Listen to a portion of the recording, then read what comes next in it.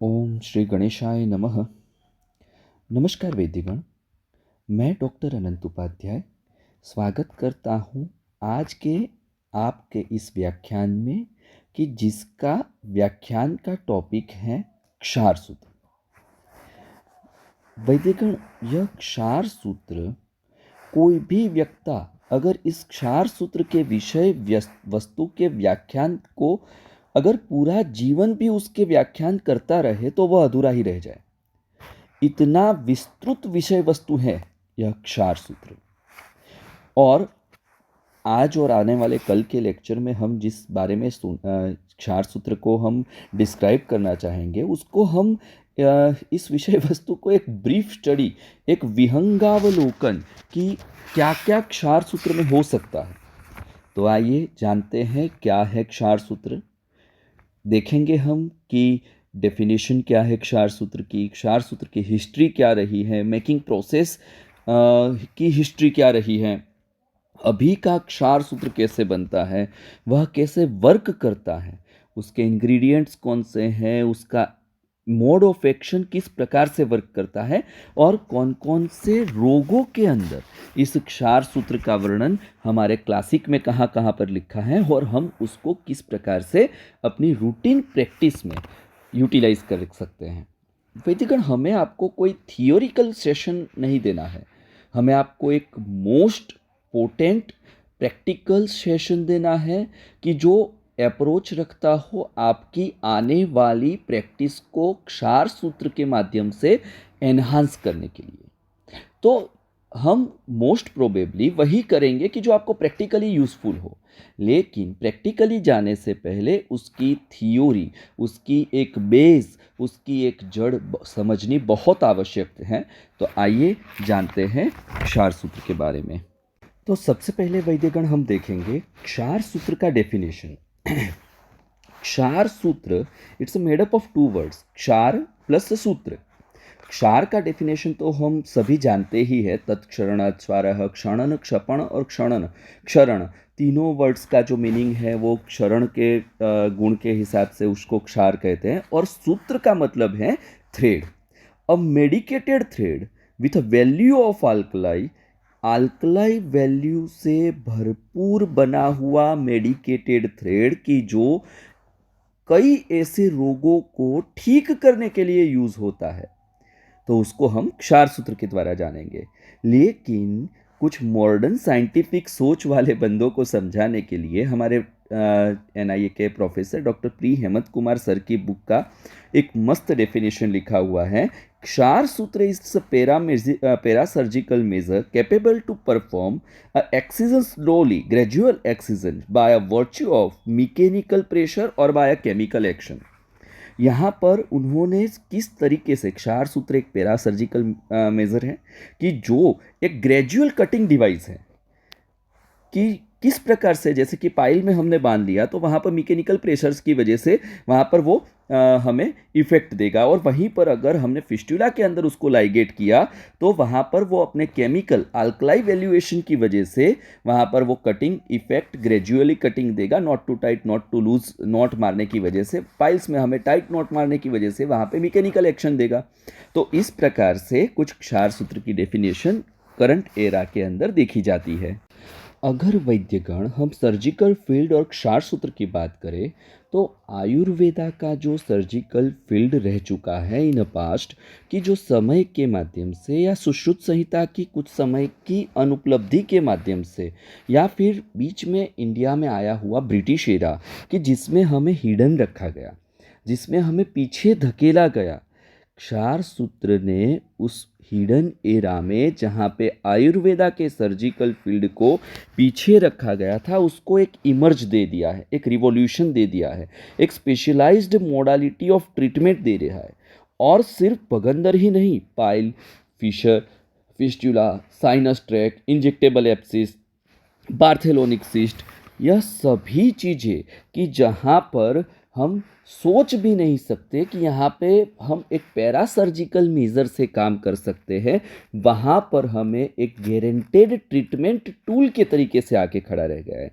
सर्जनों के बीच में पहले एक कहावत हुआ करती थी कि अगर आप अपने कंपटीटर को कोई केस भेजना चाहते हैं for disturbing his practice, then send him either osteomyelitis or a complex fistula.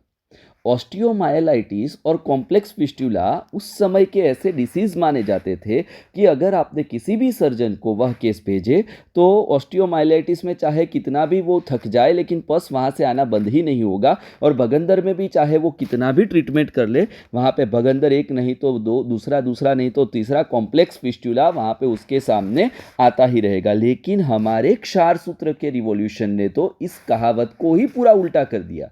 अगर वही कॉम्प्लेक्स फिस्टुला का केस अगर कोई आयुर्वेदा के डॉक्टर के पास भेजता है तो वहाँ पे उसको गारंटेड रिजल्ट मिलता है। वहाँ पर 2-2, 4-4 बार, 5-5 बार सर्जरी करवाने के बाद, अभी ही हमारे एक मित्र हैं राजेंद्र पटेल सर करके हैं, वह मध्य प्रदेश से हैं, उन्होंने 11 बार ऑपरेट हुए फिस्टुला में क्षार सूत्र लगाकर उसको अच्छे से रिजल्ट दिया। तो इस प्रकार से ऊपर से हमारे लिए तो यह लूप इतना अच्छा हो गया है कि कोई भी चाहे हमें वो केस भेजे, क्षार सूत्र से हम उसको बहुत अच्छे से ट्रीट कर सकते हैं। तो वैद्यगण, आइए जानते हैं कि हमारे क्षार सूत्र के लिए हमारे क्लासिक में हिस्ट्री किस प्रकार से रही है। यानी कि हमारे क्लासिक में किस प्रकार से लिखा है, क्षार सूत्र के बारे में क्या क्या इन्फॉर्मेशन दी गई है। तो अगर हम हमारे मेन कंसेप्ट, मेन क्लासिक यानी कि बृहत्त्रयी से शुरुआत करें तो चरक संहिता के अंदर शोथ अध्याय के अंतर्गत में भगंदर चिकित्सा अध्याय में क्षार सूत्र का वर्णन है। लेकिन सुश्रुत संहिता में वहीं पर नाड़ी व्रण के अंदर बाल, गर्भिणी, भीरू, उन सब में आपको क्षार सूत्र करना ऐसा वर्णित मिलता है। वहीं पर अर्बुद और भगंदर के अंदर तो सुश्रुत संहिता में शस्त्र चिकित्सा का ही वर्णन है। वाग्भट जी ने भी कहीं पर क्षार सूत्र के निर्माण का कोई उल्लेख नहीं किया है, कैसे क्षार सूत्र को निर्मित करना है उसके लिए वाग्भट जी ने भी कहीं पे कुछ नहीं बताया है। उसका नामोल्लेखन आता है, कहाँ कहाँ पे कौन कौन से डिसीज के अंदर आप क्षार सूत्र यूज कर सकते हो वह सब आता है, लेकिन वहाँ पे किसी भी जगह पे प्रिपरेशन ऑफ क्षार सूत्र नहीं दिया गया है। अब यहाँ पे हमें प्रिपरेशन की मेथड बृहत्त्रयी से नहीं मिल रही है, उसके अगर संभावनाएं देखने जाए तो इधर पहली चीज़ ये हो सकती है कि उस समय यह बहुत ही प्रचलित औषधि रही हो। जैसे कि अभी पैरासीटामोल के बारे में किसी को भी पूछो तो उसके अंदर आपको टोटल इन्फॉर्मेशन मिल जाएगी, बच्चा बच्चा मेडिकल फील्ड का जानता है कि भाई पैरासीटामोल क्या है। और उसी तरीके से अगर वह इतनी प्रचलित औषधि रही होगी तो वहाँ पर उसका वर्णन का कोई सवाल ही नहीं उठता है। या फिर उसके विस्तार भय से कि भाई एक मैजिकल थ्रेड है, इसको क्यों हमें वहाँ पर सबको डिस्क्लोज करनी है उसकी प्रिपरेशन। या फिर यह वैकल्पिक चिकित्सा है, यानी कि अगर क्षार सूत्र का सुश्रुत संहिता में भगंदर चिकित्सा अध्याय में चिकित्सा के फॉर्म पे वहाँ पे वर्णन नहीं है तो हो सकता है कि उसके लिए चिकित्सा अध्याय में वहाँ पे वैकल्पिक रखा गया हो कि भाई बाल, भीरू, उन्हीं में यह करना है। तो इस प्रकार से यह तो संभावनाएं हैं कि क्यों वहाँ पे वर्णन नहीं मिल रहा है, लेकिन बृहत्त्रयी में हमें क्षार सूत्र निर्माण विधि नहीं मिल रही है, वह फिक्स है। तो आइए जानते हैं अब लघुत्रयी के अंदर क्या है। अगर हम लघुत्रयी में देखें तो मेथड ऑफ प्रिपरेशन वहीं पर हाईलाइट किया गया है कि जिसकी वजह से आज का जो क्षार सूत्र है वह जीवित है। अगर भाव प्रकाश जी के अंदर हम देखें तो अर्श और भगंदर के अधिकार क्षेत्र के अंदर रजनी चूर्ण में बारी बारी से भावित किया हुआ सूत्र अर्श और भगंदर के मूल के अंदर वहाँ पे अवबंधित करना है, ऐसे वर्ड लिखे हैं। यही एक कंसेप्ट है कि जिसकी वजह से आज हमारा क्षार सूत्र जो मार्केट में अवेलेबल हैं, जो नंबर्स ऑफ एक्सपेरिमेंट से पास होके बहुत अच्छे से बनाया गया है, वह आज जीवित है। उसका कारण जो यह छोटा सा एक ग्लू हमारी लघुत्रयी में लिखा है वही है। तो अब आइए देखते हैं कि अन्य आचार्यों के द्वारा क्षार सूत्र प्रिपरेशन के लिए किस प्रकार से हमें बताया गया है। अन्य आचार्यों की अगर बात करें तो वैद्यगण, सबसे पहले चक्रदत्त जी की बात करें तो चक्रपाणी में चक्रदत्त जी ने बिल्कुल भाव प्रकाश जी के जैसे ही रजनी का चूर्ण और स्नूही क्षीर को लिप्त करके अर्शों अधिकार के अंदर वर्णित किया है। और यही सब है, जैसे भाव प्रकाश में वर्णित है, चक्रपाणी में वर्णित है, वही सब है कि जिससे अभी का जो क्षार सूत्र है वह जीवित है। वांगसेन में भी क्षार सूत्र बनाने का वर्णन तो किया है, लेकिन वहाँ पे भल्लातक क्षीर और सेंधव लवण का वर्णन है। गद निग्रह में भी एज यूजुअल कि भाई आपको रजनी चूर्ण भावितम स्नुही क्षीर से लिप्त किए हुए से करना है। रस कामधेनु में डिटेल में वर्णन है, लेकिन उसमें सर्जिका क्षार का प्रयोग बताया गया है। वहीं पे रस तरंगिनी में सदानंद मिश्रा जी ने विस्तृत वर्णन किया है, लेकिन वहाँ पर भी स्नुही क्षीर और साथ में रजनी चूर्ण, यही वर्णन हमें हर एक जगह पे मिलता है। यानी कि हमें उसका मेथड ऑफ प्रिपरेशन का वर्णन तो मिल रहा है, लेकिन वहाँ पे किसी भी जगह पे ऐसे क्षार से लिप्त किया हुआ स्नुही क्षीर मिल रहा है। लेकिन स्नुही क्षीर तो लेंगे तो वो तो पूर्ण अम्लीय द्रव्य हो जाएगा हरिद्रा के साथ, तो उसके अंदर हमें कोई अम्ल द्रव्य मिल रहा है, लेकिन कोई क्षारीय द्रव्य मिलना वहाँ पे नहीं दिख रहा है। तो अब जाके जब हमारे अभी का जो क्षार सूत्र जहाँ पे सब जगह पे वर्णित मिलता है, वह कैसे प्रैक्टिस में आया है, तो इसके लिए हमें क्षार सूत्र की सफलता और सिद्धि के लिए हमारे शल्य और शालक्य के बीएचयू के प्रोफेसर कोलैबोरेशन विद आईसीएमआर, आज का जो प्रेजेंट कंडीशन का क्षार सूत्र है कि जो क्लासिकल टेक्स्ट से पास होते हुए आया है with a number of experiment, और एकदम स्टराइल, एकदम एडल्टरेशन से निर्वित, कि जो क्षार सूत्र अगर हम बोन के भी आर पार बांध दे तो हमें उतना कंफर्म है कि वो वहाँ पे कोई इन्फेक्शन नहीं करेगा, वह मटेरियल्स बिल्कुल अच्छे तरीके से यूज़ किए गए मटेरियल्स है, उसका स्टैंडर्डाइज्ड प्रोटोकॉल फिक्स किया हुआ है, ऐसा अगर कोई क्षार सूत्र बनाया है तो उसके लिए पूर्णतः श्रेय पी शंकरन कुमार सर और अपने देशपांडे सर, पीजे देशपांडे सर, यह दोनों ने 1964 के अंदर जो पहला पेपर पब्लिश किया क्षार सूत्र के लिए, उसके अंदर से मिलता है कोलैबोरेशन विथ आईसीएमआर। और वहाँ पर सिर्फ नंबर ऑफ एक्सपेरिमेंट यानी कि कोई मटेरियल्स पे नहीं, लेकिन वह एक्सपेरिमेंट मटेरियल्स पे, एनिमल टिश्यू पे, फर्स्ट लाइन ह्यूमंस के लाइव टिश्यू पे, कि वहाँ पे क्षार का, हरिद्रा का, स्नुही क्षीर का इफेक्ट कैसे आता है, कैसे करना है, किस प्रकार से क्षार सूत्र हमें बनाना है, यह सभी के सभी एक्सपेरिमेंट कंडक्ट करे और वहाँ से उसको अप्रूवल पास होने के बाद with a standard protocol to prepare kshar sutra, कि जो हमें आज यहाँ पर पूरे तरीके से हम उसको अपनी प्रैक्टिस में यूज़ कर सकते हैं और उसको बेझिझक हम कहीं पर भी अप्लाई कर सकते हैं। तो आइए जानते हैं ऐसे क्षार सूत्र के लिए हमें कौन कौन से इंग्रेडिएंट्स ज़रूरी हैं। अगर हम मटेरियल्स की बात करें तो अगर क्लासिक से लेने जाए तो हमारे लघुत्रयी में, भाव प्रकाश में, चक्रपाणी में, चक्रदत्त ने और रसतरंगिनी में वगैरह, वहाँ पे हमें तो क्षार और क्षीर और वहाँ पर हरिद्रा दोनों का ही वर्णन मिलता है कि हमें दो ही चीज़ चाहिए। लेकिन अगर हम वहाँ पर सिर्फ स्नुही क्षीर और हरिद्रा का प्रयोग करके वहाँ पे अगर हम क्षार सूत्र प्रिपेयर करते हैं तो उसका तो पीएच अगर देखने जाए तो रिस्पेक्टिव 5.6 to 6 के आसपास होगा, जो पूर्ण अम्लीय द्रव्य है। वहाँ पे क्षार का तो हमें कोई नाम रखने का ही मतलब नहीं है। फिर भी अगर सोचे तो मटेरियल्स के अंदर हमें क्षार, क्षीर और हरिद्रा, इन तीन चीज़ों का मिश्रण देना पड़ेगा अगर हमें क्षार सूत्र बनाना है, according to with that particular research paper which has been published by professors of BHU and ICMR. तो वहाँ पर हमें इन तीन चीज़ों से क्षार सूत्र बनाना है। तो क्षार सूत्र बनाने के लिए अगर आप क्षार और क्षीर, यानी कि आप अम्लीय द्रव्य, क्षीर, it means having that proteolytic effect of स्नुही क्षीर which will gradual cuts the track and will provide us a cutting effect, and क्षार which is having a caustic effect which is alkaline in nature. तो अगर आप किसी अम्लीय द्रव्य और किसी क्षार को, अल्कलाइन को आप अगर वहाँ पे गैदर करोगे, वहाँ पे इकट्ठा करोगे एक ही उसमें, तो वो कन्फर्म, वो तो न्यूट्रलाइज कर देगा क्षार को, एक दूसरे से न्यूट्रलाइज कर देगा, मधुर रसात्मक उत्पन्न हो जाएगा। तो वहाँ पर तो वो पॉसिबल ही नहीं था कि किस प्रकार से क्षार और क्षीर को हमें एक साथ लेना है। लेकिन क्लासिक के कंसेप्ट से और बीएचयू के सीवियर एक्सपेरिमेंट से वहाँ पर क्षार का एक परत बाइंडिंग, क्षीर का एक परत बाइंडिंग एजेंट के फॉर्म में लिया जाता है, और उसी के ऊपर क्षार को हाइग्रोस्कोपिक नेचर होने की वजह से वह एटमॉस्फेयर एक्सपोजर ना हो, उस तरीके से वहाँ पर उसको लिप्तता की जाती है। और लिप्तता कौन से मटेरियल पे की जाती है, आइए तो वह देखते हैं कि उसे किस तरीके से, कौन क्षार जो है वह क्षार, अब वहाँ पे हम सूत्र पे लिप्तता तो क्षार का करते हैं, लेकिन क्षार जो है वो हाइग्रोस्कोपिक इन नेचर है। उसको हमें एटमॉस्फेयर एक्सपोजर, यानी कि बाहर की साइड पे क्षार वहाँ पर एटमॉस्फेयर से एक्सपोजर ना हो, उस तरीके से उसको बाइंड करना है।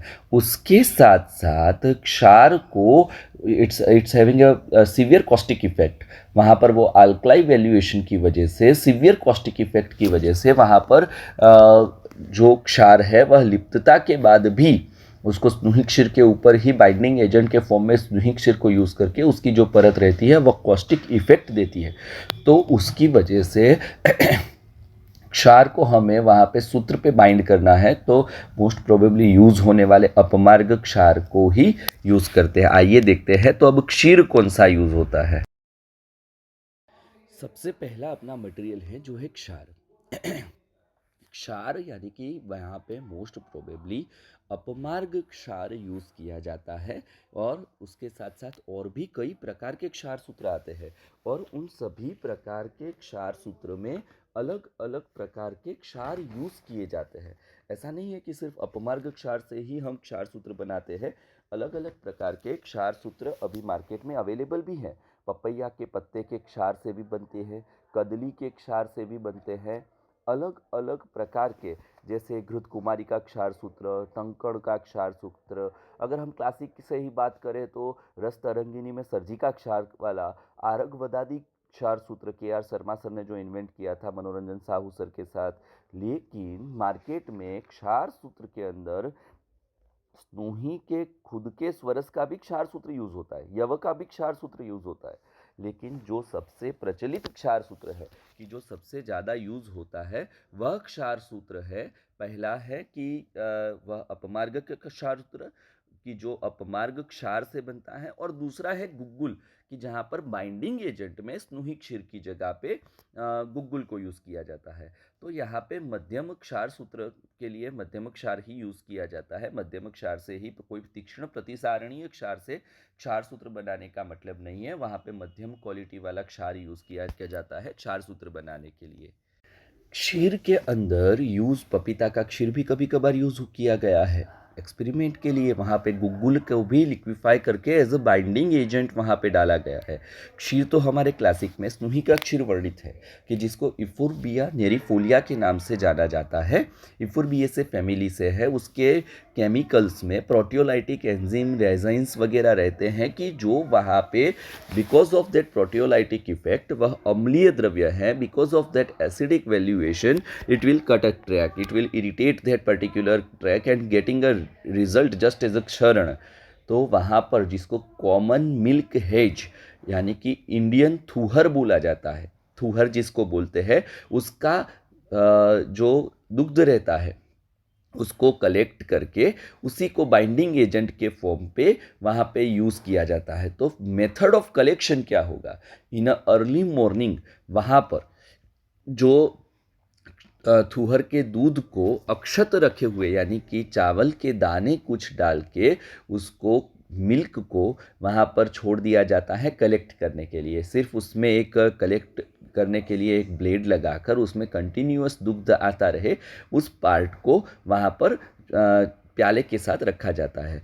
एक चीज़ है, जब भी इसका दुग्ध हमें यूज़ करना है तभी इसको निकालना पड़ता है विदिन 2 आवर्स, क्योंकि वो बहुत गाढ़ा रहता है, वह जम जाता है। उसका रेजिन्स जम जाने के बाद उसको वहाँ पे यूज़ करना कर सकते हैं उसके बाद भी, लेकिन उतना अच्छा रिजल्ट नहीं मिलता है जितना फ्रेश कॉमन मिल्क हेज के मिल्क में मिलता है।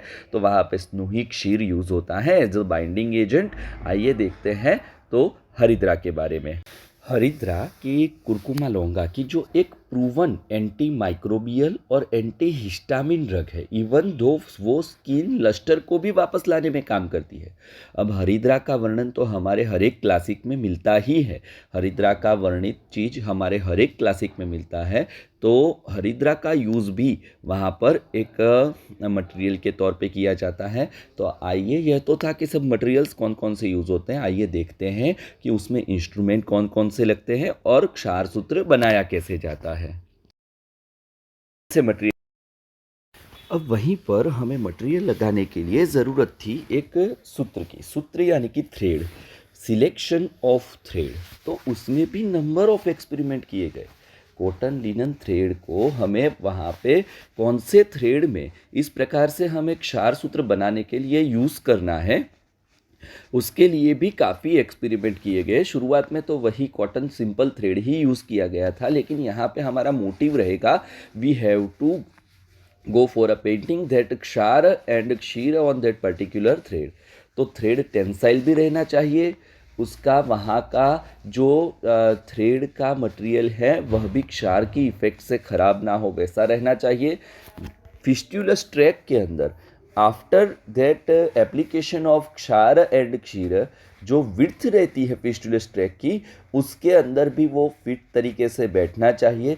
इस प्रकार से नंबर्स ऑफ एक्सपेरिमेंट करते हुए पूरे मोटिव को सबसाइड करता हुआ 20 नंबर लिनन बार्बर थ्रेड कि जो अभी क्षार सूत्र बनाने के लिए सबसे ज़्यादा यूज़ होता है, वह वहाँ पे हमारे सभी मोटिव जो है, पर्पज़ है जिसके लिए क्षार सूत्र बनाते हैं, उसमें कारगर रहा और उसी के ऊपर आज सबसे ज़्यादा क्षार सूत्र बनाए जाते हैं। 20 नंबर बार्बर थ्रेड को कुछ एक्सपेरिमेंट के बाद उसकी टेंसाइलनेस कम नहीं होती है, उसका वहाँ का मटेरियल वहाँ क्षार से अफेक्टेड नहीं होता है और क्षार को वगैरह लिप्त करने के बाद भी उसकी विड्थ ठीक तरीके से एडिक्वेट रहती है और उसको वहाँ पे प्रचलन में लिया गया।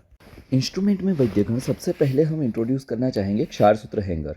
क्षार सूत्र हैंगर यानी कि एक ऐसा डिवाइस कि जिसमें हमें लिनन बार्बर थ्रेड जो 20 नंबर का हम सिलेक्ट करते हैं, उसको हैंगर में जिस तरीके से हम थ्रेड बांधते हैं उसी प्रकार से आमने सामने हुक रहते हैं और एक स्क्वायर जैसा लकड़ी का बना हुआ यह हैंगर रहता है। तो इसको हम एक क्षार सूत्र हैंगर कहते हैं। एक बड़ा जो अपना बार्बर थ्रेड है, लिनन बार्बर थ्रेड, उसको आमने सामने वहाँ पे लपेटा जाता है और वहीं पे आप जिस तरीके से देख सकते हो पूरा का पूरा हैंगर उस क्षार सूत्र बनाने के लिए वहाँ पर ठीक तरीके से आविष्ट किया जाता है और उसके बाद ही उसके ऊपर लेप किए जाते हैं ताकि वहाँ पे हमें अच्छे से और कुछ करना ना पड़े और उसको बाद में हम क्षार सूत्र की चैम्बर के अंदर डाल पाए। तो यह था क्षार सूत्र हैंगर। उसके बाद का अपना है क्षार सूत्र कैबिनेट। क्षार सूत्र कैबिनेट के बारे में बात करते हुए हम यहाँ पे आपको क्षार सूत्र कैबिनेट का एक ढांचा दिखाना चाहेंगे कि जिसमें क्षार सूत्र हैंगर को रखने की जगह यहाँ पे नीचे की आकृति में देखिए वैद्यगण, वहाँ पर हमने जो बताया है वह क्षार सूत्र कैबिनेट का इंटरनल पोर्शन है। बाहर से एक पेटी के जैसा दिखने वाला कि जिसमें दो कंपार्टमेंट रहते हैं, जिसमें एक में यूवी बल्ब, ड्राइनेस करने के लिए हाई वोल्टेज बल्ब और फैन, यह 3 चीज़ें रहती है। फैन इसलिए रहता है कि वहाँ पे जो अंदर क्षार सूत्र है वह ठीक तरीके से सूख जाए। बल्ब से भी कभी कभार सुखाया जाता है, हाई वोल्टेज बल्ब से गर्मी पैदा करके वहाँ पे सुखाया जाता है और वहाँ पे दूसरे पार्ट में रखा जाता है क्षार सूत्र हैंगर, एक दूसरे के समांतर रखा जाता है और दूसरी साइड से एयर ब्लो की जाती है या हाई वोल्टेज बल्ब से वहाँ पे गर्मी की वजह से, और उसके अंदर अल्ट्रावायोलेट रेज भी रहते हैं कि जिससे अल्ट्रावायोलेट बल्ब भी रहता है कि जिससे पूरे जितने अपने क्षार सूत्र हैं वह बिल्कुल स्टराइल हो जाए, बिल्कुल निर्जीवाणुकरण उसका हो जाए। तो यह था अंदरूनी ढांचे के साथ एक उसका किस प्रकार से रहता है। आइए देखते हैं तो वो ओरिजिनलिटी में किस प्रकार से हमें क्षार सूत्र कैबिनेट दिखता है। अब यह जो इमेज में हम आपको क्षार सूत्र कैबिनेट बताए हैं, तो पहली इमेज में हमने उसको खुला करके बताया है। तो अंदर की साइड पे जो पड़े हैं वो क्षार सूत्र हैंगर है कि जिसको एक हाई वोल्टेज बल्ब से और यूवी रेस से स्टराइल और ड्राई किया जाता है। उसको बंद करके कुछ आवर्स तक रखा जाता है और इस प्रकार से यह क्षार सूत्र कैबिनेट हमारी यूज़ में होती हैं क्षार सूत्र को बनाने के लिए। तो कैसे क्षार सूत्र बनते हैं वह पूरा का पूरा इस प्रकार से इंस्ट्रूमेंट लगते हैं। तो आइए देखते हैं उसकी प्रोसेस किस प्रकार से रहती है। यह तो हमने हैंगर देख लिए, कैबिनेट देख लिया, क्या क्या चीज़ें यूज़ होती है, क्यों यूज़ होती है वह समझ लिए, लेकिन अब प्रोसेस क्या रहती है वह आपको समझाने के लिए प्रयत्न करेंगे। जब जाके वहाँ पे क्षार सूत्र प्रिपेयर हो जाते हैं तो उसको टुकड़ा करके स्टराइल एम्प्यूल के अंदर पैक करके प्लास्टिक एम्प्यूल में अल्ट्रावायोलेट रेस से स्टराइल किए हुए क्षार सूत्र को इस प्रकार से डिब्बी के पैकिंग में या फिर पॉलीथीन को सील करके वहाँ पे पैक करके उसको अलग से एक डिब्बी के पैकिंग में पैक करके हर एक डॉक्टर तक पहुँचाया जाता है। तो इस प्रकार से हमारा अभी का जो क्षार सूत्र है वह बनता है। तो उसकी प्रोसेस देखते हैं पहले कि किस किस प्रोसेस से वह पास होता है। तो सबसे पहले लिया जाता है 20 number linen barber thread. Linen barber thread 20 number लेकर जो हम हैंगर बनाए थे उसी हैंगर पे उसको आमने सामने एक से एक हुक से पास करते हुए पूरा का पूरा हैंगर उससे भर दिया जाता है। यह था अपना step number 1, taken 20 number of linen barber thread.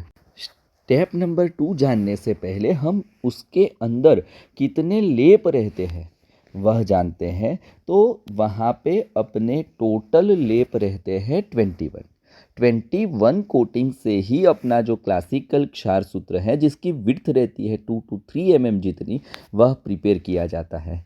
21 number के लेप पे पहले 11 लेप अपने जो रहते हैं वह 11 के 11 लेप रहते हैं सिर्फ और सिर्फ स्नूही क्षीर के। स्नूही क्षीर से 11 बार लिप्त करने के बाद वहाँ पर उसके ऊपर दूसरे 7 लेप आते हैं स्नूही क्षीर और अपमार्ग क्षार के। उसके बाद वहाँ पर स्नूही क्षीर और हरिद्रा के और 3 कोटिंग आते हैं। और जब यह टोटल 21 कोटेड क्षार सूत्र बनता है, it's a most potent to getting a cutting effect as well as a caustic valuation which we need in fistula.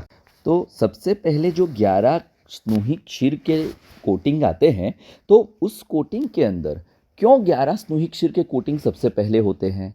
क्योंकि वो अम्ल द्रव्य हैं। अगर आप डायरेक्टली क्षार वहाँ पे लिनन थ्रेड के ऊपर लगाने जाते तो वह क्षार डायरेक्टली वहाँ पर उस लिनन थ्रेड की टेंसाइलनेस को ही कम कर देता। उसकी वहाँ की मजबूताई बिल्कुल 0 हो जाती। क्षार लगने के कारण वह बहुत वीक कंपोनेंट बन जाता। तो वहाँ पर पहले थ्रेड को लिप्त करने के लिए पूर्ण अम्लीय द्रव्य की जिसकी pH 5-6 के आसपास रहती है, तो उसको लिप्त किया जाता है 11 बार। तो वह एक बाइंडिंग एजेंट का भी काम करता है। यहाँ पे हमें यह नोट कंपलसरी करना है कि एक दिन में क्षार सूत्र को सिर्फ एक ही लेप किया जाता है, उसको तुरंत सुखाया नहीं जाता, लेप करके उसको सूखने के लिए छोड़ दिया जाता है। तो अगर आपको क्षार सूत्र का एक बैच बनाना है देन इट नीड 21 डेज। एक दिन में एक ही लेप करो, उसको बिल्कुल ड्राई होने दो, ड्राई होने के बाद ही वहीं पे दूसरा लेप करो। तो 11 दिन तो सिर्फ स्नूही के क्षीर का लेप करने से ही जाएंगे। उसके बाद आता है अपना क्षार का लेप। क्षार का लेप कैसे किया जाता है? तो वहाँ पे स्नूही क्षीर को as a binding agent use किया जाता है। वहाँ पे स्नूही क्षीर को 11 लेप खत्म होने के बाद स्नूही क्षीर का 12वां लेप किया जाता है। लेप करने के तुरंत बाद जब जाके उस क्षार सूत्र का जो सूत्र है वह वहाँ पे अच्छे से जो एकदम गीला रहता है, यानी कि स्टिक हो पाए वैसा रहता है, उसी समय उसको क्षार को कि जो बहुत ही पाउडर फॉर्म में रहता है, अपमार्ग क्षार या कदली पत्र क्षार या पलाश पत्र क्षार या कोई भी जिस प्रकार का स्नूही के क्षार से भी बनाते हैं कई लोग, तो आपको लेकिन मार्केट में चलने वाला सबसे ज़्यादा तो अपमार्ग क्षार एवं यही है कि गुगुल का क्षार सूत्र। तो वहाँ पे स्नूही के क्षीर को बाइंडिंग एजेंट के फॉर्म में फॉर्म करते हुए उसी थ्रेड को जब जाके वो थोड़ा गीला रहता है, क्षार का पूरा एक ढग बनाया जाता है, एक पूरा उसको पाउडर फॉर्म में रखा जाता है और थाली में रख के उसी के ऊपर पूरा का पूरा क्षार सूत्र को पास किया जाता है, या फिर कॉटन के अंदर भर के भी उसको उसके ऊपर लिप्त किया जाता है अनुलोम पार्ट में। अब यहाँ पे ब्यूटी ऑफ अवर आचार्यस देखो, यानी कि हमारे जो BHU के आचार्य थे, तो उनकी ब्यूटी देखो, पहले स्नूही के क्षार स्नूही के साथ 11 लिप्त कर दिए, यानी कि डायरेक्ट थ्रेड से क्षार कांटेक्ट में नहीं आएगा। अब क्षार को पोटेंट रखने के लिए स्नूही क्षीर से बाइंडिंग एजेंट तो लेते हैं, लेकिन उसके ऊपर क्षार लगाकर उसको ड्राई आउट होने देते हैं, ताकि क्षार मध्य में रहे, स्नूही क्षीर और हरिद्रा ऊपर रहे एवं स्नूही क्षीर लास्ट में अंदर रहे। ना ही धागा वीक पड़े, ना ही बाहर का एटमॉस्फेयर क्षार की ऊपर लगने से क्षार का pH कम हो, ना ही क्षार न्यूट्रलाइज हो जाए अम्ल द्रव्य के साथ मिलने की वजह से। तो इस प्रकार से पूरा का पूरा क्षार सूत्र का मध्यस्थ लेयर यानी कि 7 लेप स्नूही क्षीर और अपमार्ग क्षार के लगते हैं। और आखिर में उसी प्रकार से, जिस प्रकार से हमने आगे आपको क्षार के लिए समझाया, उसी प्रकार से वह स्नूही क्षीर को हम उसके ऊपर बाइंडिंग एजेंट के फॉर्म में लगाते हैं और आखिरी 3 कोटिंग जो रहती हैं वह हरिद्रा के साथ होती हैं। और हरिद्रा क्यों यूज़ होती है वह तो सब आगे एंटी माइक्रोबियल है, एंटी हिस्टामिन प्रूवन ड्रग है, weak component of that anti microbial drug है, यह सभी का सभी आपको समझा चुके हैं। तो इस प्रकार से आखिरी 3 जो लगाए जाते हैं वह हरिद्रा के लेप रहते हैं। और जब जाके यह सब बन जाता है तो उसके बाद ड्राई होने के बाद, स्टराइल होने के बाद उसके 30-30 सेंटीमीटर के टुकड़े करके उसको पैक करके स्टराइल क्षार सूत्र हर एक वैद्य के लिए मार्केट में उपयुक्त किया जाता है। कई कंपनियां आजकल, पहले हर एक वैद्य को क्षार सूत्र खुद से बनाना पड़ता था, आज कई ऑथेंटिक कंपनियां हैं कि जो आपके लिए अच्छे से क्षार सूत्र बना सकते हैं। अब हमने ये तो देख लिया कि क्षार सूत्र बनता कैसे है, यह भी देख लिया कि क्षार सूत्र पैक किस तरीके से किया जाता है, कौन कौन से इंग्रेडिएंट रहता है, लेकिन क्षार सूत्र की कार्मुकता किस प्रकार से है, यानी कि आपने चलो भगंदर में, नाड़ी व्रण में, बार्थोलिनिक सिस्ट में या अर्श में कहीं पर भी क्षार सूत्र तो बांध दिया, लेकिन वहाँ पे वह वर्क कैसे करेगा, तो उसको जानने के लिए क्षार सूत्र के गुण को जानना बहुत जरूरी है। फर्स्ट वन इज अ शोधन, केमिकल कॉटराइजेशन प्रॉपर्टी ऑफ क्षार। क्षार खूब हाइग्रोस्कोपिक नेचर का रहता है और उसका pH वैल्यू अल्कलाई रहता है, तो वह हमेशा जहाँ पर भी क्षार लगेगा वहाँ पे केमिकल कॉटराइजेशन करता है। वहाँ के जैसे कि भगंदर में बांध दिया तो वहाँ पर वह एपिथेलियल टिश्यू को डैमेज करते हुए क्षरण इफेक्ट से वहाँ पर पूरे के पूरे टिश्यू को वहाँ पे क्षर हिंसायाम छेदन भेदन करके बाहर निकाल देता है। दूसरा है छेदन भेदन, यानी कि mechanical pressure and chemical cauterisation. आपने कहीं पर भी, जैसे पाइल्स हैं, पाइल्स को टाइट एकदम नॉट मार दिया तो वहाँ पे अवास्कुलर नेक्रोसिस होके पाइल के पैथोलॉजिकल टिश्यू वहाँ पे टूट जाने हैं। और तीसरा है कि हरिद्रा का रोपण द्रव्य, हरिद्रा वहाँ पे जो वुंड बनता है उसको अच्छे से एंटी माइक्रोबियल और एंटी हिस्टामिक इफेक्ट देकर वहाँ पे रोपण द्रव्य के रूप में, यानी कि हीलिंग, क्षार खुद भी रोपक है और हीलिंग के लिए अच्छे से वर्क करता है। तो क्षार सूत्र अगर भगंदर में बांधते हो तो वहाँ पे केमिकल कॉटराइजेशन, केमिकल वैल्यूएशन की वजह से पूरे के पूरे ट्रैक को क्यूरेट करते हुए उसके अनहेल्दी एपिथेलियल टिश्यू को बाहर निकाल देता है। अगर उसमें not too tight not too loose लगाना है, अगर आप वहीं पर पाइल में बांधते हो तो अवास्कुलर नेक्रोसिटी वहाँ पे प्रोवाइड करके हमें रिजल्ट देता है। और अगर आप नाड़ी व्रण वगैरह में बांधते हो तो भी उसी प्रकार से। आइए देखते हैं तो वह साइंटिफिक वे में किस प्रकार से क्षार सूत्र वर्क करता है। क्षार सूत्र हमारा जो वर्क करता है वह बायोमैकेनिकल प्रेशर और बायोकेमिकल कॉटराइजेशन।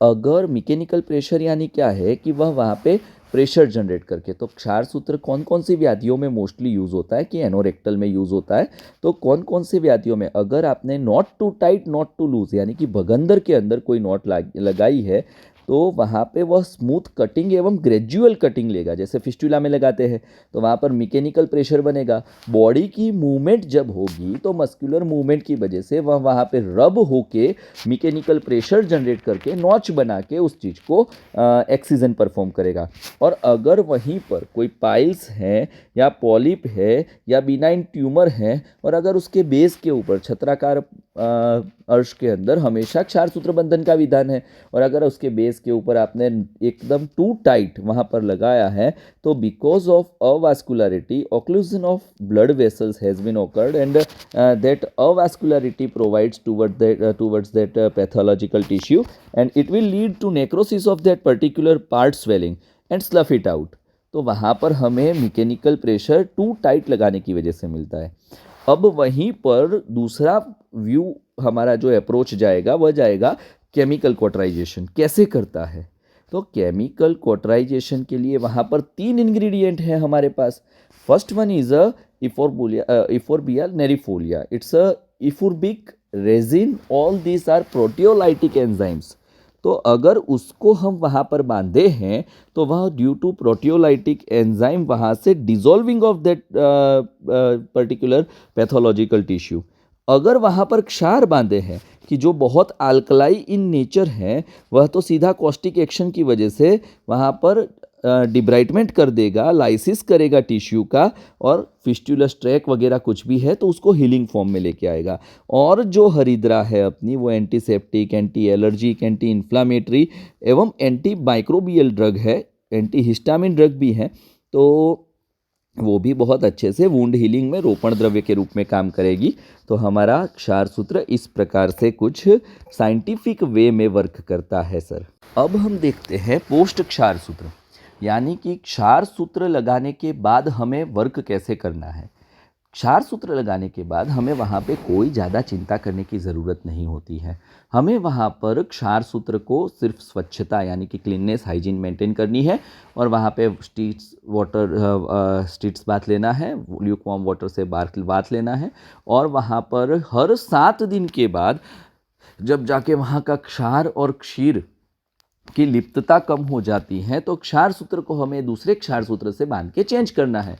और यह चेंजिंग वाला भी जो प्रोसेस है वह प्रोसेस भी सिर्फ नाड़ी व्रण, भगंदर, बार्थेलोनिक सिस्ट एवं सम साइनस ट्रैक एक्सेट्रा में ही आते हैं। लेकिन अगर आप अर्श के अंदर कहीं पे बंधन करते हो तो वहाँ पर तो मैकेनिकल प्रेशर जनरेट करने की वजह से होता है, तो उसमें तो हमें चेंज करने की भी ज़रूरत नहीं पड़ती है।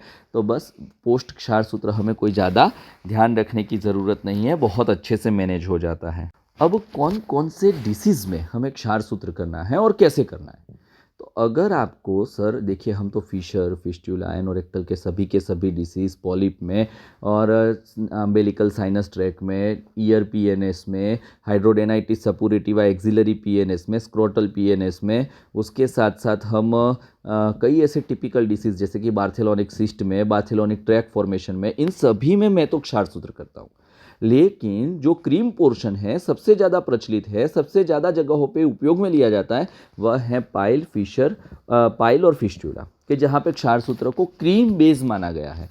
तो यहाँ पे नाड़ी व्रण, पाइल और फिस्टुला तीनों में हमें क्षार सूत्र यूज़ कर सकते हैं। लेकिन हमें फिस्टुला के अंदर या नाड़ी व्रण के यानी कि साइनस ट्रैक या ट्रैक फॉर्मेशन के अंदर जब भी फिस्टुला क्षार सूत्र यूज़ करना है तो वहाँ पे क्षार सूत्र हमें नॉट टू टाइट और नॉट टू लूज लगाना है। वहीं पर जब जाके हमें पाइल्स के अंदर क्षार सूत्र लगाना है तो टू टाइट लगाना है। तो इस प्रकार से हमें क्षार सूत्र को भी कैसे लगाना है वह देखना है। आइए सबसे पहले वही डिसीज़ में देखते हैं कि कैसे लगाना है जिसमें सुश्रुत जी ने वर्णित किया है, नाड़ी व्रण, भगंदर। तो उसमें क्षार सूत्र कैसे यूज़ करना है उसके लिए हम आगे देखते हैं। तो सबसे पहले तो नाड़ी व्रण की, जिसको अभी की लैंग्वेज में पीएनएस कहा जाता है। पीएनएस का डेफिनेशन अगर देखें तो PNS made up of 3 words, first one is a pilo, second one is a nidal and third one is a sinus. बालों का घोंसला ऐसा शब्द यूज किया जाता है जब जाके, उसको जीप सिंड्रोम भी बोला जाता है, जब जाके सेकंड वर्ल्ड वॉर चल रहा था और वहाँ पे बहुत कुछ ज़्यादा ही सैनिक जीप में यहाँ से वहाँ कर रहे थे, तो उनकी नेटल क्लेफ्ट के अंदर सबसे ज़्यादा होने वाला जो डिसीज़ था वह था नाड़ी व्रण। तो नाड़ी व्रण यानी कि पेलियोनोइडल साइनस, बालों का घोंसला, बालों के रूट की वजह से होने वाला, because of burst out of that particular hair particle extend subcutaneously upwards and forwards towards the sacrum and does not reach the bone। Opening mostly उसका वहाँ पर नेटल क्लेफ्ट में रहता है, overlying coccyx, and it may have one other opening on a upward side, लेकिन वह गुदा तक भी नहीं पहुँचता और वह बोन तक भी नहीं पहुँचता है। It mostly content hair bunch, hair वहाँ पे बहुत सारे रहते हैं। तो यह थी तो डेफिनेशन। लेकिन ऐसा नहीं है कि पीएनएस, पेलियोनोइडल साइनस, आपको सिर्फ और सिर्फ नेटल क्लेफ्ट में ही देखने मिलेगा। पेलियोनोइडल साइनस हमने आईब्रो के बीच में, कान के ईयर के पास में, ईयर के पास, आईब्रो के बीच में, उसके साथ साथ हमने देखे हैं थाई के अंदर देखे हैं पीएनएस, उसके साथ साथ हमने पीएनएस देखे हैं स्क्रोटल पार्ट से निकलते हुए पीएनएस देखे हैं। उसके साथ साथ हमने हाइड्रोडेनाइटिस सपुरेटिवा, बालों के गुच्छे की वजह से बनने वाला एक्सिलरी रीजन का बहुत ज़्यादा ओपनिंग वाला गंदा स्मेल वाला रहता है, वह भी देखे हैं। उसके साथ साथ पीएनएस हम देखे हैं अम्बिलिकल पीएनएस, नाभि के अंदर से बालों की वजह से होने वाला एक इन्फेक्शन की जिसमें पीएनएस पड़ जाता है। तो ऐसे कई जगहों पे पीएनएस रह सकते हैं। आइए देखते हैं तो वह बनता कैसे है। अब जिस प्रकार से हमने इमेज में आपको दिखाया है, तो इमेज के अंदर हमने एक स्किन का नॉर्मल टेक्सचर दिखाया है कि जिसमें से हेयर थोड़े बहुत बाहर निकलते हैं, हेयर पार्टिकल्स निकलते हैं, उसके रूट स्किन के अंदर रहते हैं। अब जब जाके वहीं पर हेयर पार्टिकल ब्रस्ट आउट हो जाते हैं और अंदर की साइड पे मुड़ जाते हैं, तो उसी हेयर फॉलिकल के रूट के अंदर वह हेयर ग्रोथ होना चालू हो जाते हैं। और जहाँ पर उसकी हेयर की जगह ही नहीं है, वह सब कनेक्टिव टिश्यू में जब जाके हेयर इकट्ठा होना चालू हो जाते हैं, तो वहाँ पे एप्सिस और पस फॉर्मेशन बना देते हैं और एक सिस्टिक मटेरियल तैयार करता है जिसको पाइलोनोइडल सिस्ट बोला जाता है। तो फैट टिश्यू के बीच में पड़े हुए बालों की वजह से बनने वाला पाइलोनोइडल सिस्ट वहाँ पे एक ओपनिंग से निकलेगा तो साइनस ट्रैक बनेगा, otherwise it will also goes towards a secondary opening which is upwards of a natal cleft. तो वहाँ पे एक या एक से ज़्यादा ओपनिंग वाले connected towards a skin to skin track रहते हैं, जिसको हम नाड़ी व्रण यानी कि एक शल्यज भगंदर के रूप में, बालों की वजह से होने वाले भगंदर के रूप में पेलियोनोइडल साइनस के फॉर्म पे देखते हैं। जैसे कि हम आगे भी बता चुके हैं वैद्यगण, यह सिर्फ नेटल क्लेफ्ट तक सीमित चीज़ नहीं होगी, यह वहाँ पर ईयर के अंदर, स्क्रोटल रीजन में, एक्सिलरी रीजन में, नाभि के अंदर, आईब्रो के बीच में, कई जगह पे हमें पेलियोनोइडल साइनस यानी कि बालों की वजह से होने वाला नाड़ीज व्रण जहाँ पे देखने मिलेगा उसको कहा जाता है। अब हमने यह तो देख लिया कि भगंदर क्या है। अब जानते हैं कि उसकी करंट एरा में ट्रीटमेंट क्या क्या चल रही है। नाड़ी व्रण always goes to either a surgical or it goes to a parasurgical measure. तो अभी जो करंट एरा में मॉडर्न साइंटिफिक मेडिसिन में उसका ट्रीटमेंट चल रहा है, वह सबसे प्रचलित चीज़ें हैं, वह 3 हैं। उसमें से पहला है कि जो उतना ज़्यादा प्रचलित नहीं है जितना बाकी के 2 है, लेकिन वह एक क्रीम पोर्शन है और हम उसमें भी आपको फेल हुई सर्जरियाँ दिखा सकते हैं। First one, it's a rhomboid flap technique. वहाँ पर हमने जिस प्रकार से आकृति में दिखाया है, पूरे के पूरे पाइलोनोइडल सिस्ट को बीच में रखते हुए एक स्क्वायर बनाया जाता है और उसको दूसरी जगह से उठाकर पूरा का पूरा इस प्रकार से, जहाँ पे हमने आपको पूरी सर्जरी कंक्लूड करते हुए फ्लैप को उठाकर रखकर अंदर से पाइलोनोइडल सिस्ट पूरी निकाल के वहाँ पे फ्लैप सर्जरी की जाती है। वह सर्जरी आपको देखने के लिए मिल जाएगी यूट्यूब के कई चैनलों पे, लेकिन वह ब्लीडिंग और स्पाइनल एनेस्थीसिया में होने वाली और बहुत ही कॉम्प्लेक्स सर्जरी रहती है। It's not to go for that surgery easy, और उसके बाद भी रीऑकरेंस के काफ़ी सारे चांसेस रहते हैं। दूसरा चीज़ देखते हैं मार्सुपिलाइजेशन। दूसरा जो सर्जिकल मेजर है कि जिसमें पाइलोनोइडल साइनस को ट्रीट किया जाता है वह है मार्सुपिलाइजेशन। मार्सुपिलाइजेशन में जिस प्रकार से हमने आकृति में ए दिखाया है, वहाँ पर नेटल क्लेफ्ट से step number 1 anaesthesia, step number 2 वहाँ पे प्रोबिंग किया जाता है। प्रोबिंग के साथ excision of fully wound prepare make a wound to that particular pilonidal cyst, उसको क्यूरेट किया जाता है। स्टेप नंबर डी में क्यूरेट किया गया है। स्टेप नंबर ई के अंदर जो ओपन कैविटी है उसको स्किन के साथ वहाँ पे सब कनेक्टिव टिश्यू को सूचर कर दिया जाता है। सूचर करके वहाँ पे जो ओपन वुंड थोड़ा सा रहता है वह अपने आप और जल्दी हील हो जाता है। This is a procedure of marsupialisation. This is mostly done in PNS case, either excision and marsupialisation, लेकिन इसमें भी रीओकरेंस के चांसेस रहते हैं। आइए देखते हैं। तो तीसरा और सर्जरी का आखिरी जो प्रकार है, कई यूज़ होती है, इसके अलावा भी लेसर भी यूज़ होता है। लेसर के साथ क्षार सूत्र यूज़ किया जाता है, हाइब्रिड टेक्निक्स यूज़ की जाती है। तो आइए देखते हैं third one. It's easy and most old technique कि जहाँ पे पीएनएस के सिस्ट को एनेस्थेशिया के अंडर प्रोबिंग करके पूरा का पूरा सिस्टिक लेशन निकाल दिया जाता है और निकालने के बाद उसको ओपन छोड़ा जाता है। कभी कभार उसको पूरा का पूरा क्लोज भी कर दिया जाता है अगर आप कंफर्म हो तो, लेकिन उसमें भी रीओकरेंस के चांसेस रहते हैं। Open it's a good one, otherwise it can be closed also. It's a excision of PNS which is the most popular current treatment. अब देखते हैं कि पैरासर्जिकल मीजर्स में हम क्या कर सकते हैं। तो पैरासर्जिकल मीजर्स में हमें ideally motive of our surgery क्या रहता है। We have to debride that particular hole cavity, we have to debride that unhealthy granulated tissue which has been generated in that particular pilonidal sinus cavity. तो वहाँ पर हमें excision ही करना है, तो हम बाय वर्च्यू डायरेक्टली करें या फिर ग्रेजुअल कटिंग से करें, वह दोनों का दोनों चीज़ हमारे लिए सेम हो जाएगा। If we want to go for a gradual cutting with a chemical curating with a chemical valuation, with a cauterization of chemical value, we have to go for a parasurgical measure Kshar Sutra, which is also a most success ratio, which having a most success ratio in a case of PNS.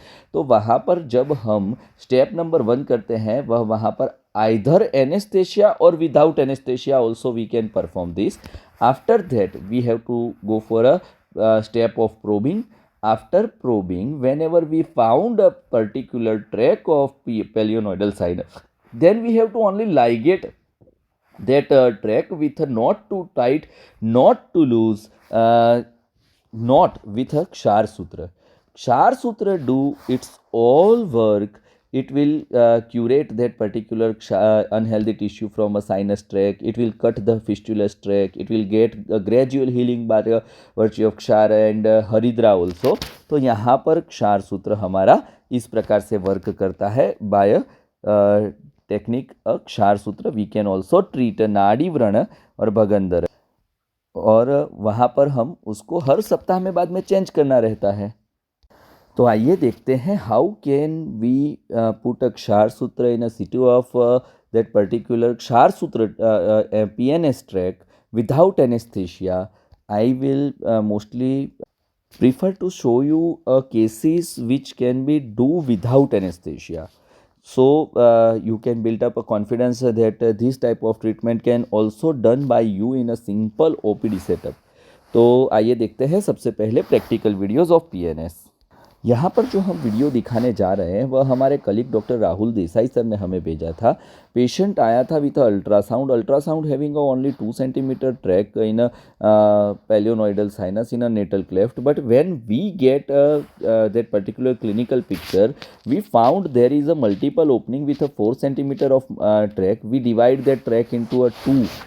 We ligate 2 upper opening as well as 2 lower opening in a separate way, so it can get a fast cutting each and every week.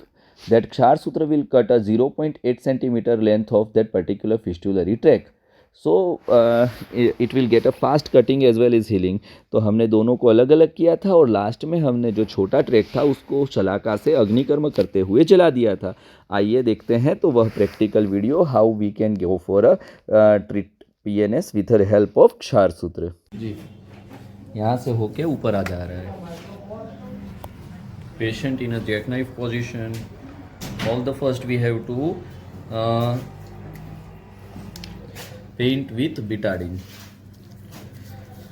Either betadine or any type of bacteriostatic. आप कुमारी घृत से या अगर चाहो तो किसी भी घृत या तेल से भी उसको पेंट कर सकते हो. Oil never permit to any bacterial flora to enter in an operative site. पंचवल्कल क्वाथ से धावन भी कर सकते हो इसका, वो भी बैक्टीरियोस्टेटिक बैक्टीरियोसाइटिक है. ठीक है. अब पहले हम विदाउट एनेस्थेशिया उसको चेक करेंगे.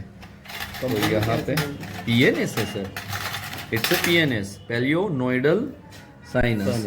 ये देखिए यहाँ से बाल का गुच्छा निकले, वो देखो दोनों साइड से निकलेगा. हाँ अंदर हुआ है. हाँ तो ढगलो हुआ है अंदर है. हाँ जुआ ઢગલો હોય.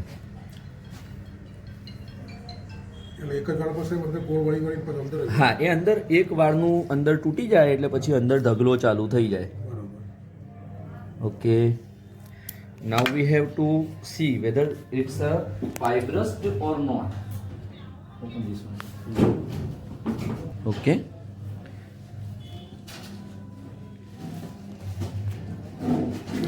It's a not fibrosed one. Cavity is patent. Okay. ये पूरा का पूरा कैविटी पेटेंट है. हम चाहे तो सीधा यहाँ से निकल सकते हैं, लेकिन हम इसको क्या करेंगे, दो साइड पे डिवाइड कर देंगे, from here to here and here to here. Okay. ये तो पीट नहीं है, ये है छोटा. इसको हम थोड़ा लोकल एनेस्थेशिया देके क्वाटराइज करेंगे. विदाउट एनेस्थेशिया जा रहे हैं तो उसका मतलब हम बिल्कुल सही दिशा में जा रहे हैं, ज़रा भी गलत नहीं.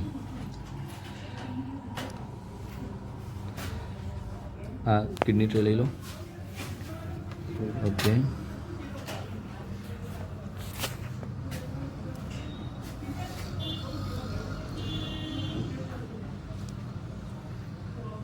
ये देखो हम यहाँ पर पहुँच गए. Okay. Then we will ligate this track. बहुत दुख है बेटा. हाँ तो लोकल આપીશ, બેરું કરી દઈશ, તું કહેવાનું રાખ. And from here also we can reach here. Okay. Okay. We will ligate a both her track individually and ask patient. લઈ ચાલ થ્રેડ આપી દે ક્ષાર સૂત્ર. હા એ જ ખોડતો તો મિલ દે. ના આ નહીં, બીજો એક હતો યાર, ક્યાં જતો રહ્યો એ. અને લોકલ આપી અને અગ્નિકર્મ કરી દઈશું. ઓકે.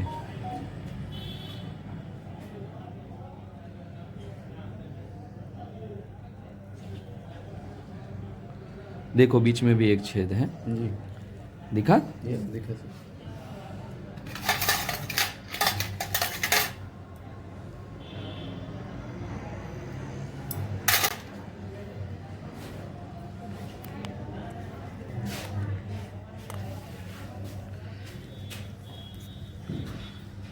बेटा दुखे तो कहेवानुं, ना दुखे तो नहीं कहेवानुं. हाँ दुख्યું तो એ नहीं कहेवानुं.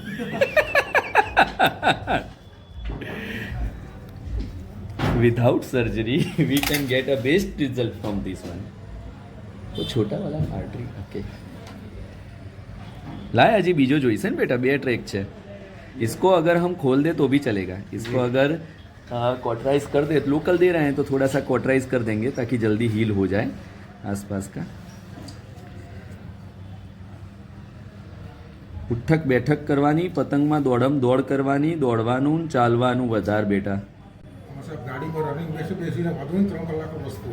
અહીંથી બાઇક લઈને જાઓ, કશો વાંધો નહીં આવે, જાઓ. આને જીપ સિન્ડ્રોમ કહેવાય.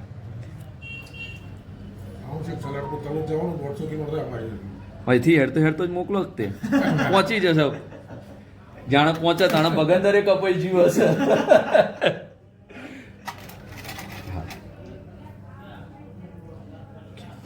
हाँ ओके। सोनोग्राफी झूठी होती है, इसकी भी सोनोग्राफी झूठी है। सोनोग्राफी में 2.9 सेंटीमीटर का ट्रैक लिखा है एक ही ट्रैक के बारे में। मैंने कल ही फोटो देख के इनको बोल दिया था कि ये ट्रैक दूसरा होगा एक नीचे। तो ये देखो ये दूसरा ट्रैक जो 2.9 सेंटीमीटर का ज़्यादा वो ट्रैक है वो भी है। बेटा बिल्कुल हल तो नहीं, दुखे तो क्यों।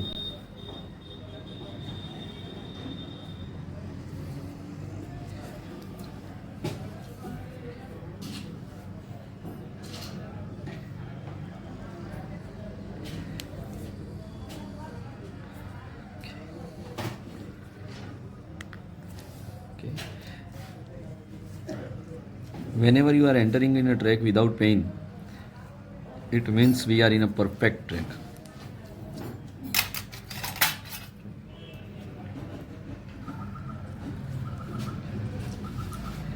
And ligate it with the name of three gods: Brahma, Vishnu, and Mahesh. Brahma for a creation of new and healthy tissue, Vishnu for a maintenance of healthy tissue, and Mahesh for a destruction of that particular unhealthy granulated tissue. Now we have to go for this fibrous small track. It is a small track, but it's a track. Then we have to bounce it out. Okay, this one. लाओ भाई local काढ़ी नाखवा दे दो. Okay, we will infiltrate a small quantity of that particular local anesthesia here.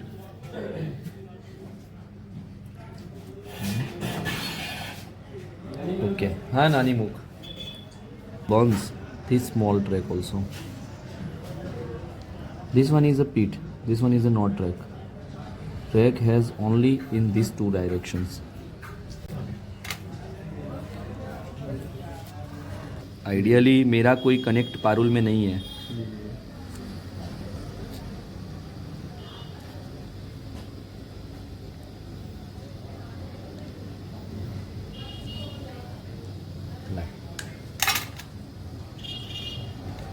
शला गाल दे.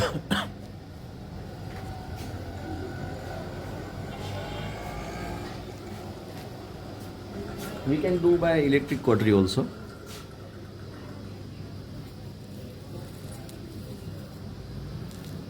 It's a track. देखिए ये track था जो खुला है वो ट्रैक था. ओके चलो खत्म. सब क्यों ट्रैक था बहुत. हाँ बंद कर दे. हाँ આગળ નથી.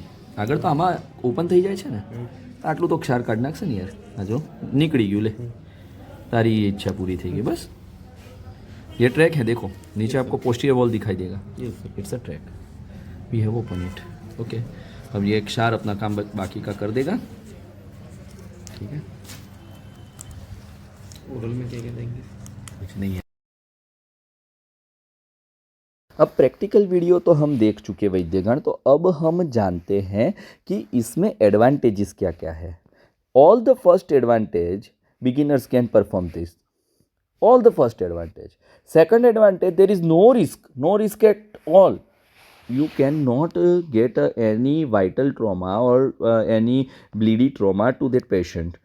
Third advantage is there is less chances of reoccurrence. Fourth advantage is patient will get also benefit not to go for anesthesia.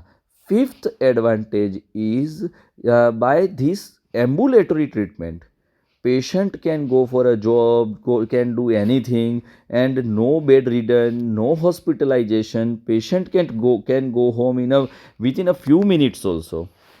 उसके बाद अगर आप आयुर्वेदा से या मॉडर्न से एमएस नहीं हो और अगर आप सर्जरी परफॉर्म कर रहे हो then this is not a surgery, this is a parasurgical procedure. Easy to perform, safe to patient, safe to doctor.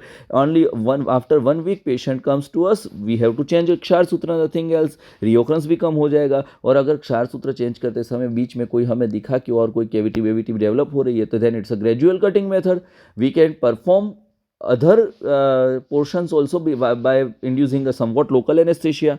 तो इस प्रकार से एडवांटेजेस हमें क्षार सूत्र के बहुत मिलते हैं और उसमें रीओकरेंस के, वहाँ पे एनाटॉमिकल स्ट्रक्चर डैमेज होने के, एनाटॉमिकल डिफॉर्मिटी रह जाने के, वहाँ पे शेप चेंज होने के कोई चांसेस नहीं होते। बहुत एडवांटेज के साथ हम क्षार सूत्र से पीएनएस को ट्रीट कर सकते हैं।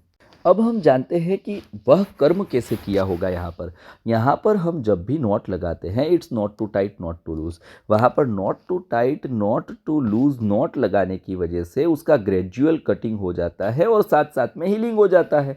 हर सप्ताह में जब पेशेंट आता है तो उसको क्षार सूत्र से प्रॉपर ड्रेनेज मिल जाता है। यहाँ पे motive of our surgery is to exercise that particular independent cavity which is in a sinus tract form with a full of shalyaj nadi vrana.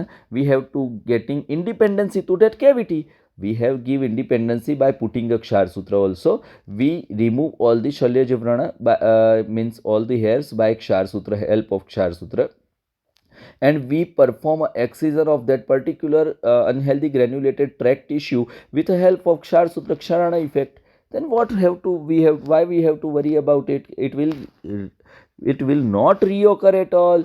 It having a less chances of complication, and it's a safest for patient and doctor. So we can conclude that surgery. If any question you can ask, and after this I will conclude my lecture today. नमस्कार। यहाँ पर हम अपनी वाणी को विराम देंगे। कल के लेक्चर में बाकी के प्रैक्टिकल वीडियोस देखेंगे। धन्यवाद।